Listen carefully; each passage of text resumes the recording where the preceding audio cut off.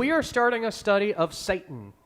Can I have a show of hands? How many people have ever had not one sermon, but an actual class on Satan? Okay, a couple. Two. That's a bigger percentage than I expected. That's like probably out of 50. That's a solid 4%. Something like that. Harley will correct me.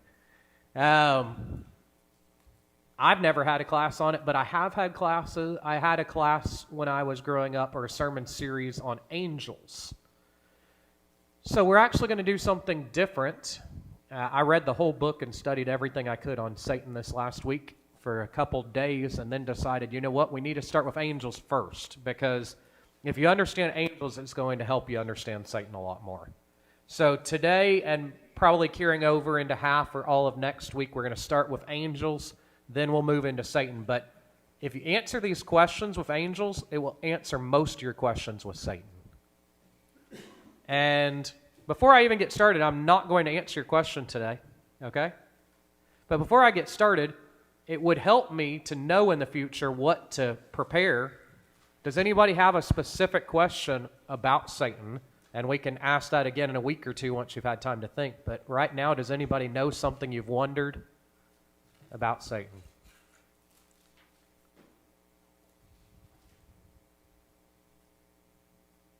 And I thought I'd studied a lot on Satan, and then I went to study this morning's sermon in Revelation 20, and I learned new things about Satan. So there's questions that I thought I knew were a fact, and I was wrong. Any questions y'all have had? Or someone's come to you recently and said something about Satan, you thought, is that true? Yeah. About the reason why the book of Enoch was not included in the Bible and the stories behind it. Okay. I'm going to write that down for the future.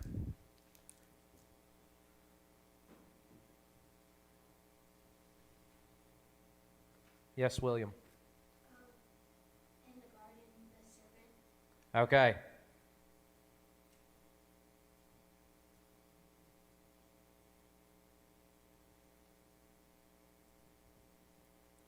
I'm going to write these down and get to them later in the future. Any other questions or recent things you've heard that made you went, huh? Why did God give Satan so much power? It was almost like Okay.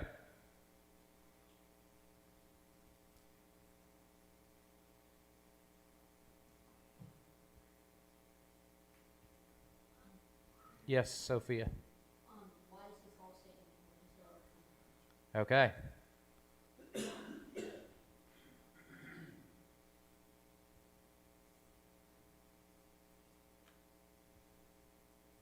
Anyone else? Now that y'all got it started, y'all are talking. Okay.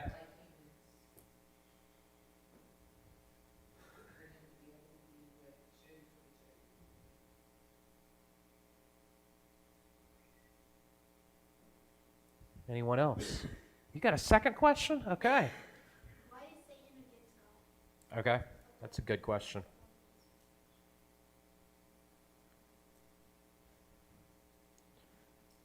I'm not laying my hands out there, you know. Sometimes when I say that's a good question, it means I already know the answer. Sometimes it means I don't know. Why is Satan against God? Okay. Here's part of why I also decided to do this study is I've never studied it. So I thought I need to learn. Arthur? Could you read those back to us real quick? Okay.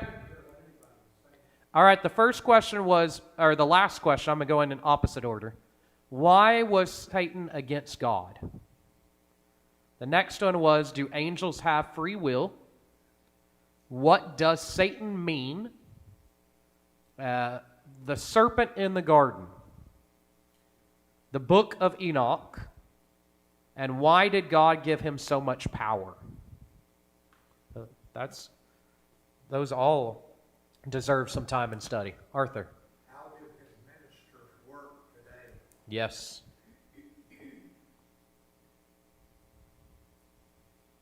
If I ask a question, does that mean I can get a guest teacher to answer it instead of me?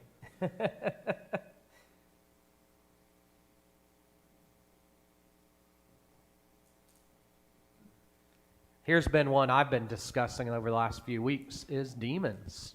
Demons today. That's another interesting thought. And me and my father-in-law went round table at lunch about that, and both came to completely different conclusions. So, all right. Let's start, though. We're going to start with angels. So I'm going to start with and here's what I thought was pretty funny. The AI on my PowerPoint brought this up for angels, and I don't even think that is a carving of an angel, much less it definitely does not look like a biblical angel. So the first thing we're going to think about today is, what do angels look like? So let's start with what...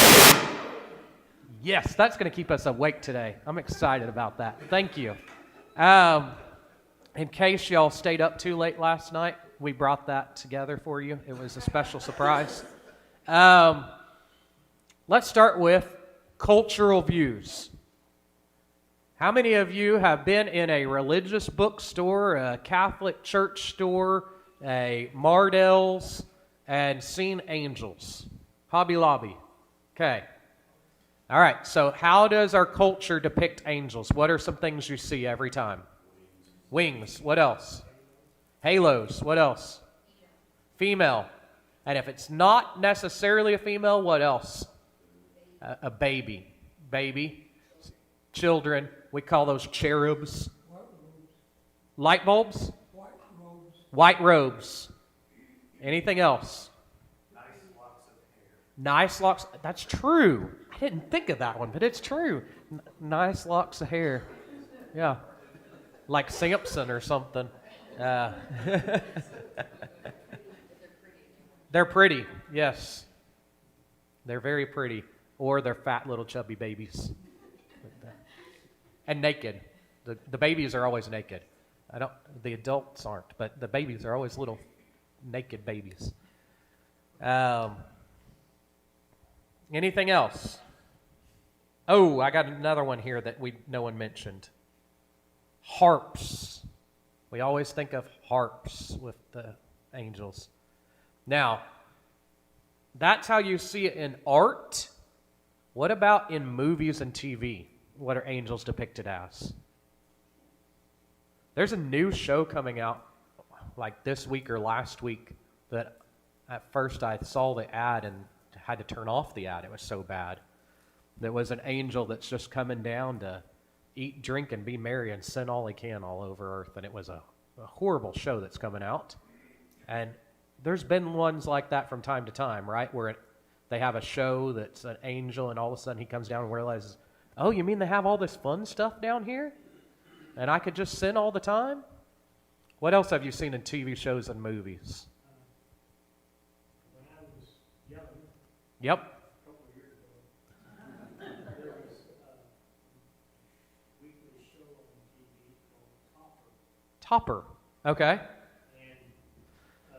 And the angels were just regular people who appeared and disappeared. Yep.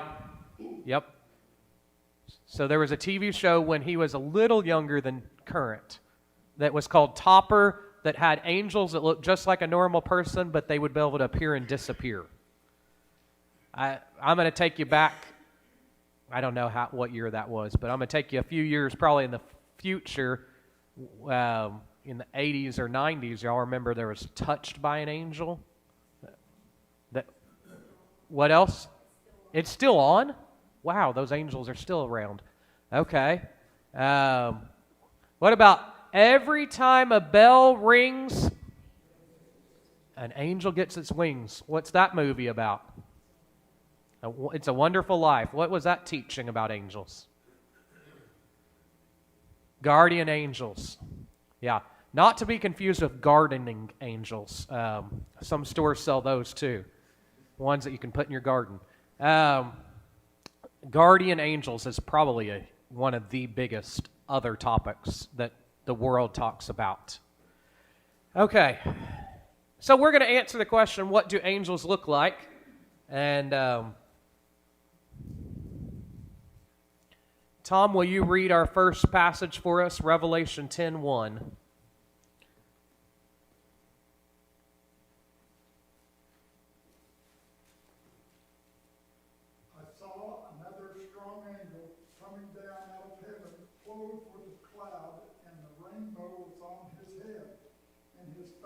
like the sun, and his feet like pillars of fire. Okay. And I'll go ahead and let you read the other one while you're up there, and then I'll discuss them both. Oh, it's a whole chapter. I don't think I gave you all of Isaiah 6, did I? He just said 6. Okay. Whew. Good look. In the year of King Uzziah's death, I saw that the Lord sitting on a throne, lofty and exalted, with the train of his robe filling the temple. Seraphim stood above him, each having 6 wings. With 2 he covered his face, and with 2 he covered his feet, and with 2 he flew. And one called out to another and said, Holy, holy, holy is the Lord of hosts. Okay, that's actually the part I needed you to read, so thank you. Okay. So, we're going to start with no halos. Let's start there. There are never, ever halos mentioned in the Bible. It's not there. And as Renaissance art, okay, a lot of what we think of as how the Bible looks came from the Renaissance. If you think about what Jesus looks like, we're like, yeah, he was a white guy with blonde hair that, had nice long hair. Yeah. Or brown hair. What was it? Brown hair. Brown hair. Nice long brown hair, white guy. Renaissance. Why? Because that's Europeans painted him to look like Europeans. So a lot of our mistaken thoughts of what things looked like in the Bible is because during the Renaissance, they had this huge amount of people being paid to paint and to make art and to sculpt Bible narratives. And so from that, that's when a lot of the change happened in art. And so now we think that's the way all those people looked.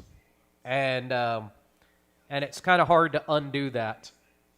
And it didn't stick with just angels. There's also a lot of people during Renaissance paintings that have kind of this halo around them. Even Jesus, the apostles, not just angels. All right, Revelation 10:1, what was actually around that angel? He was wrapped in a cloud with a what over his head? A rainbow. That would actually be even prettier than a halo, right? A rainbow. Whew. A rainbow around your head. All right. Now in Isaiah 6, what was just read for us, what was physically described about those angels? What did they have? 6 wings.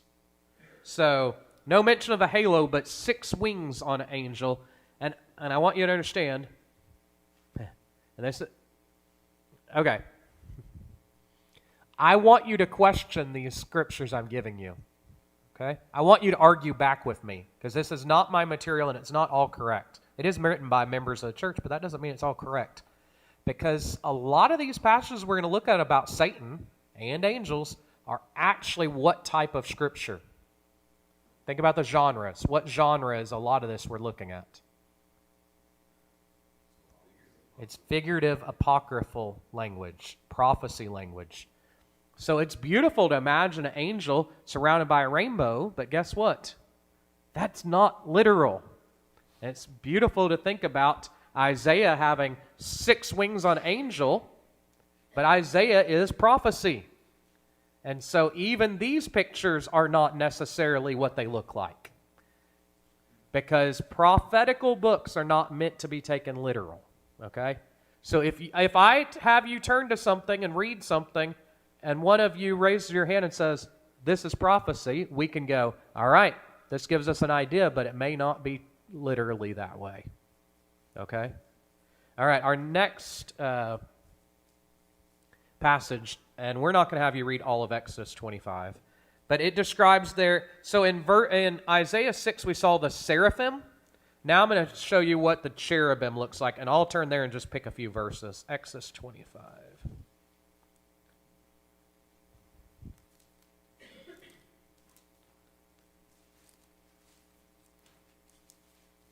Now, Exodus is what type of book? This is law. So you can take this more literal. Exodus 25. Oh, I see where we're probably at. We're talking about the description of the Ark of the Covenant. And what are on top of the Ark of the Covenant? Two metal representations of what?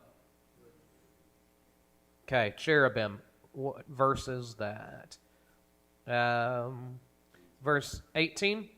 You shall make 2 cherubim of gold. Verse 19. Make one of the cherubim on one end, the other cherubim on the other end. Of the one piece of mercy seat you shall make them. Verse 20. The cherubim shall spread out their wings above, overshadowing the mercy seat. Now this is a physical representation of a spiritual thing, but it is written in the book of the law. So I think you could take it to the bank that cherubim have what? Wings. Okay? Now, seraphim in a prophetic book had 6 wings. Do we know for sure because it was a prophetic book that they have 6 wings? No. But you've found now that cherubim have wings. Seraphim probably also have wings. So we've got cherubim described with wings, seraphim described with wings. Now, we've not been told that cherubim are fat little babies, but they do have wings. Okay, so that is accurate about the wings part. Yes, sir.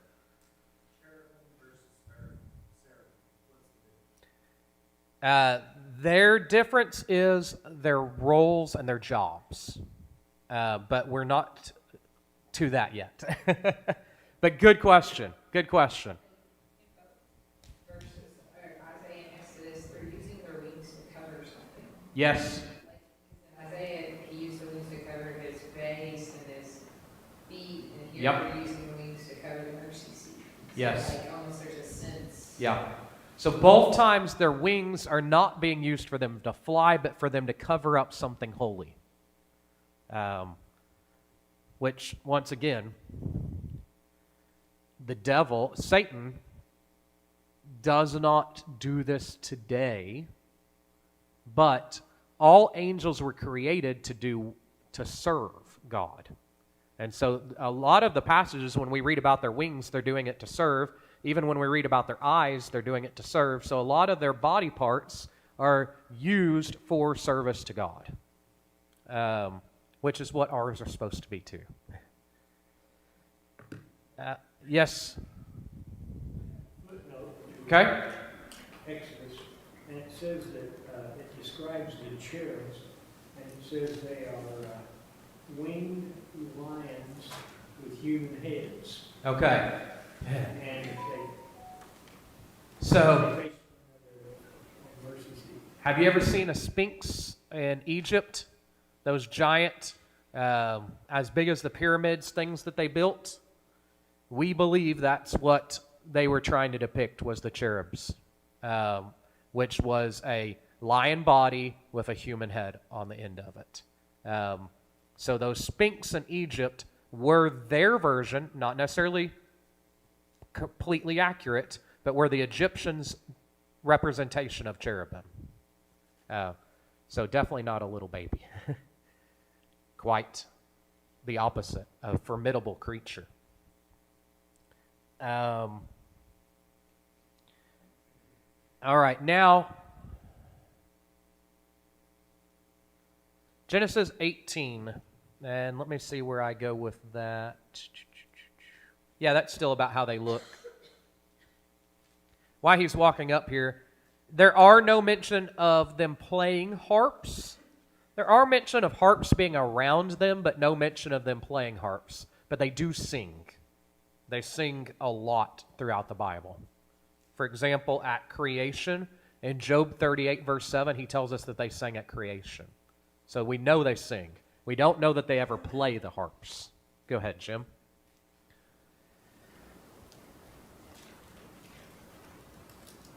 And the Lord appeared to him by the oaks of Mamre, and he sat at the door of his tent in the heat of the day. He lifted up his eyes and looked, and behold, 3 men stood in front of them, and bowed himself to the earth. Okay. So, how did they appear there in chapter 18? Men. 19, verse 1. 2 angels came to Sodom in the evening, and Lot was sitting in the gate of Sodom. When Lot saw them, he rose to meet them, and bowed himself with his face to the earth. Okay. So how did they appear in chapter 19? We don't know how they appeared, but we know what he says. They were angels. So in chapter 18, they are called men. Chapter 19, they're called angels. So what do some, and I need to be careful, I need to be more specific. What do some, that's why I'm saying some, because we have seraphim and cherubim we've already talked about. But what do some angels look like when they appear to humans? Men. Now, I'm jumping off here, but this falls under the what do they look like category. They never appear as women. It's always, so when I say men, I'm not talking about human, I'm talking about male humans. They look like male humans.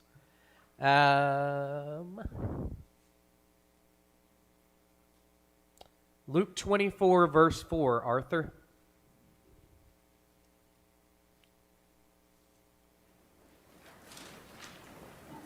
This is about when the women came on the first day of the week, and the stone was rolled back, and they entered in and found not the body of Jesus. And while they were perplexed about this, behold, 2 men suddenly stood near them in dazzling clothing. Okay, so they're described as males, men, and bright clothing, dazzling clothing. Okay, and Job 38, verse 7. No. What do you When have? the morning stars sang together, all the sons of God shouted for joy. Okay, so sons of God is how they're described to there. And I don't think we're yet to Harley, but I'm going to go ahead and move it back closer to you. So when we are, well, it may be. Who's next? It may be Harley. Okay. There you go.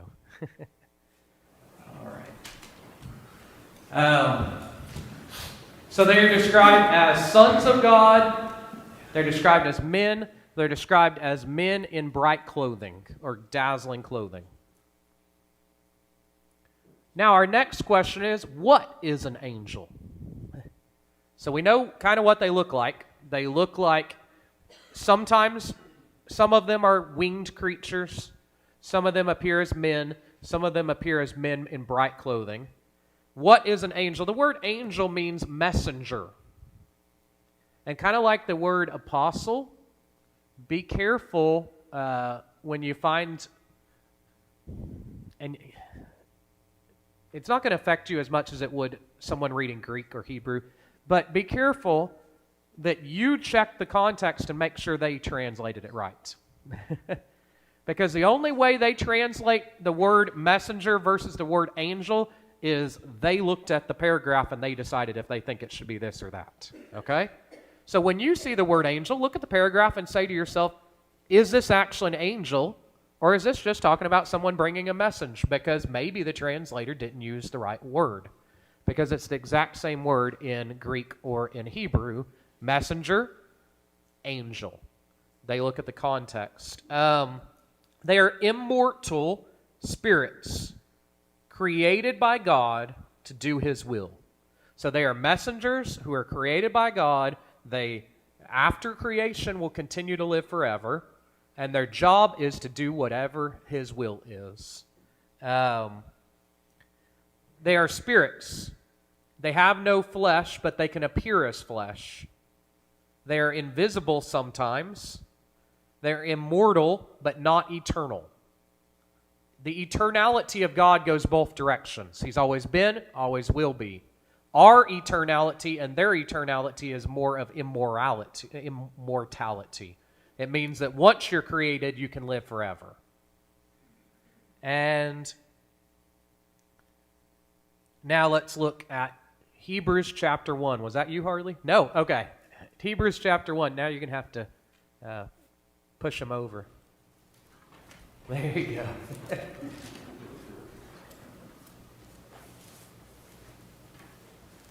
In speaking of angels, he says, He makes His angels spirits and His servants flames of fire. Okay. And verse 14?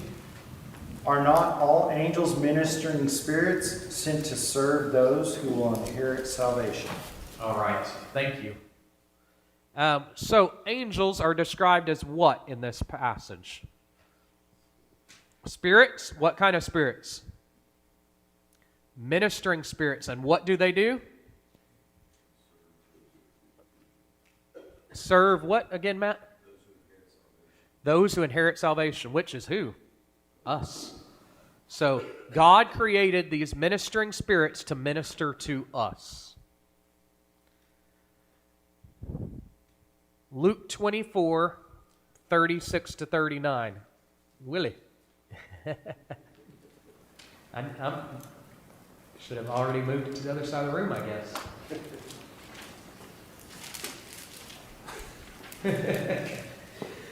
As they were talking about these things, Jesus himself stood among them and said to them, "Peace to you." But they were startled and frightened and thought they saw a spirit. And he said to them, "Why are you troubled? And why do doubts arise in your hearts? See my hands and my feet, that it is I myself. Touch me and see, for a spirit does not have flesh and bones, as you see that I have." Okay, so they think Jesus is a spirit, and how does he prove to them he is not a spirit? Ability to touch and eat. So what does that tell us about angels? They're not able to be touched or eat. They don't have flesh and bones. Go ahead. Colossians 1? He is the image of the invisible God, the firstborn of all creation. For by him all things were created, in heaven and on earth, visible and invisible, whether thrones or dominions or rulers or authorities, all things were created through him and for him. Okay. Now, this is not the point yet of today's class. We're going to have this point later. But this is a we're going to have it later. So let's just take the one point from this verse right now. How are they described as far as how you can see them? As invisible. That's what it says here. So sometimes they will look like they have flesh and bones, but in all actuality, they are invisible because they are spirits. Sometimes they will appear as a physical thing, but they are not physical. Yes? The scripture that Willie read, they were scared because they thought that he was a spirit. Yes. Are they thinking he was an angel, or are they thinking that was the spirit that left his body when he died? So, I don't think it... I'll give you my answer. My answer would be they think that that is his soul not in his body. However, it still helps us answer our question because spiritual beings don't have bodies. And so angels, since they're spiritual beings, they don't have bodies. Yes, yes. Yeah. I don't know that they thought he was an angel, but they thought he was a spirit. And angels are spiritual, not physical. Yep. Yep. Yep. The same word as when he walks on water.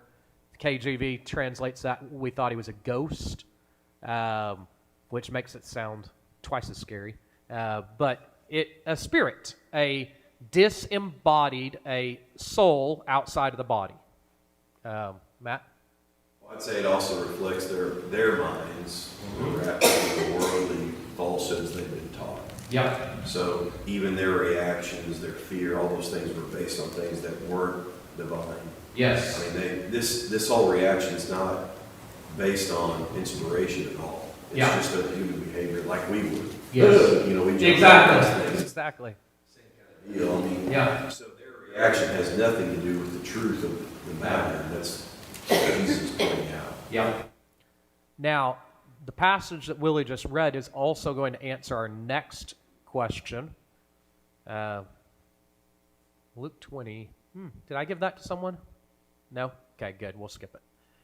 Luke 20 just would show us that they do not marry. In Luke 20, they don't get married. Psalm 8. Lower than Yep.